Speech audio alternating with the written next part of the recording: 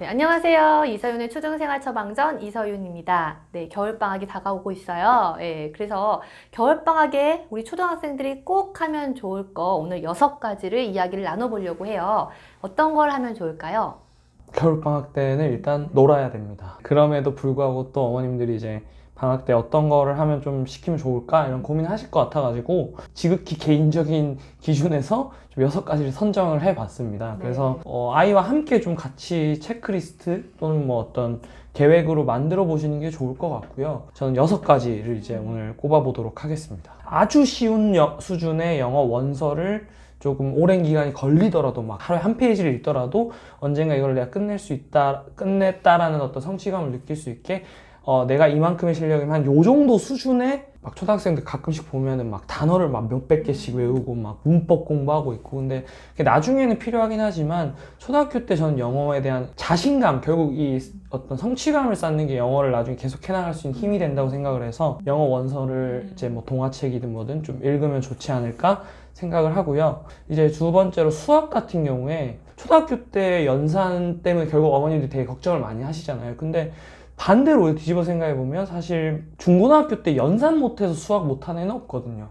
결국은 문제는 이 어떤 문제를 풀어내는 사고력이 부족하기 때문에 어려움을 겪는 건데 그런 측면에서 저는 방학 때 수학 사고력 문제집을 딱 한 권 정도 이번 방학 때 이제 하루에 한 2페이지씩 이런 식으로 딱 루틴을 정해서 풀어보면 나름 그 수학에 대한 어떤 사고력의 훈련이 되지 않을까 싶습니다. 전 학기에 네. 그런 사고력 심화 문제집을 말씀하시는 거죠? 선행을 좀 한 편이다. 그러면 사실 그 선행이 완벽하게 소화가 됐다는 전제하에서는 그 학기에 문제집을 풀어도 크게 뭐 상관은 없겠죠. 네, 그 다음에 세 번째는 뭘 하면 좋을까요? 애들마다 좋아하는 글이 있어요. 뭐 그 분야가 게임이든 운동이든 뭐 연예인이든 뭐 어찌됐건 그게 텍스트면 상관없다고 저는 생각하거든요. 어떤 분야의 글이든 재구성해보는 거죠. 그 내용을 구조를 다시 짜고 뭔가 이 마인드맵으로 재구성해보는 그 훈련이 어떤 앞으로 공부를 해나가는데 굉장히 좋은 기반이 될 거라고 생각을 해서 저는 자기가 좋아하는 분야의 텍스트를 마인드맵으로 정리해보기 뭐 하루에 한 개 이런 식으로 해보면 어떨까 싶습니다. 문단을 나누고 그 각 문단의 중심 내용을 좀 마인드맵으로 정리해보고 네. 이 훈련을 하는 게 독해력에서는 가장 중요합니다. 그래서 요거를 하루에 하나씩 하면은 독해력 향상에 정말 좋을 것 같아요. 네. 그러면 이제 네 번째로 해야 할 거 뭐가 있을까요? 간과하시는 것 중에 저는 한자 공부가 되게 중요하다고 생각하거든요.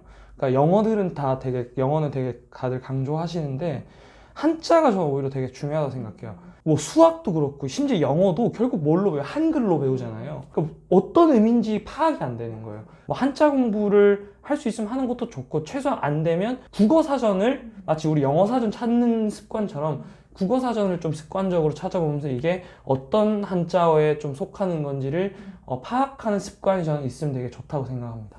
그래서 가성비 높은 한자 공부법으로 제가 말씀을 드리는 건 학기 중에 바쁘니까 방학 때 하루에 딱 2자씩만 해라. 네. 그러면은 한 방학 때 50자 할 수 있고 네. 한 학년에 100자 할 수 있다. 네, 네, 그거를 쭉 하면은 최대한 많은 한자들을 접해볼 수 있을 것 같아요. 네. 네, 그럼 네 번째 해야 될 거 뭐가 있을까요? 네 번째는 이제 어떻게 보면 요새 제가 또 배우고 있어서 이 얘기를 꼭 한 것 같긴 한데 이제 코딩이라고 생각하거든요. 그러니까 요새 뭐 초등학생들 의무적으로 더 배우긴 하지만 저번에 거꾸로 생각하기, 나누어 생각하기 했는데 거꾸로 생각하고 나누어 생각해야만 코딩을 할 수 있더라고요. 흥미를 조금 더 키울 수 있는 기회를 많이 뭐 원한다면 아이가 만들어 주시는 게 좋지 않을까 생각합니다. 제가 보니까 EBS에 요즘에 소프트웨어나 코딩에 관련된 네, 프로그램들이 요새 있더라고요. 프로그램 되게 어린이 많아요. 프로그램이. 그래서 그것도 한번 찾아보면은 좋을 네. 것 같습니다. 네, 그럼 마지막으로는 또 어떤 거를 권하시면 좋을까요? 마지막으로는 그래도 우리가 지금까지 공부 얘기를 했으니까 마지막으로 놀아야죠. 노는데 그냥 노는 거는 또 부모님들이 싫어하시잖아요. 그래서 제 여행이나 체험학습 이런 건데 여행도 그냥 뭐 가서 놀고 이거는 사실 한두 번은 좋지만 애들한테 별로 큰 배움이 없잖아요. 그래서 저는 예를 들어 과학이면 과학 또는 자연이면 자연, 역사면 역사, 또 역사 안에서도 뭐 삼국시대면 삼국시대 이런 식으로 이렇게 테마를 갖고 있으면 그 테마를 가지고 부모님이 설명해 줄 수도 있고 또 애들과 토론을 할 수도 있고 전 그게 되게 나중에 아이한테도 값진 경험이 되고 동시에 뭐 학습에도 진짜 도움이 되고 되게 좋은 장점이 많다고 생각해서 좀 부모님들이 좋은 기획을 좀 하셔가지고 여행을 한다면 그렇게 해보시는 게 어떨까 싶습니다. 이렇게 쭉 말씀을 듣다 보니까 머릿속에도 제가 어떻게 아이를 6가지 하면 좋을지가 생각이 좀 정리가 되거든요. 그래서 이런 것들을 하면서 좀 알차게 방학을 보내시면 좋을 것 같습니다. 오늘 영상 도움 되셨다면 구독과 좋아요도 부탁드리고요. 네, 초등 부모님들의 고민이 해결되는 그날까지 이서윤의 초등생활 처방전은 계속됩니다.